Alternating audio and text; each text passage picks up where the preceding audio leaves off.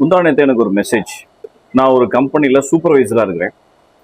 எனக்கு கீழே வேலை செய்யக்கூடிய மேஸ்திரி இவங்க ஒரு நாளைக்கு 1000 ரூபா சம்பாதிக்கிறாங்க. 25 நாள் வேலை செய்கிறாங்க, 25,000 சம்பாதிக்கிறாங்க.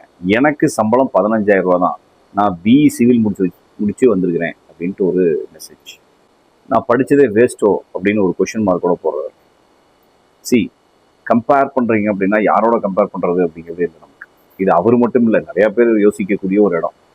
படித்தவங்க கம்மியாக சம்பளம் வாங்குறான், படிக்காதவன் அதிக சம்பளம் வாங்குறான் அப்படின்னு.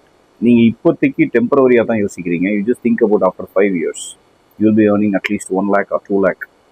அவங்க 25,000 to 30,000 or 35,000 மேபி மேக்ஸிமம் அவ்வளோதான் வாங்க முடியும். ஏன் போட்டு இப்படி ஒரு கம்பேர் பண்ணிட்டு உங்களை நீங்களே டீக்ரேட் பண்ணிட்டு இந்த மாதிரியான ஒரு காம்ப்ளெக்ஸ் தேவையில்லை. Work on your competency, work on your skill set. அடுத்த 5 வருஷத்துல நீங்க எப்படி 2 லட்ச ரூபா சம்பாதிக்கலாம் அப்படிங்கிறத மட்டும் யோசிங்களேன்னு பார்ப்போம்.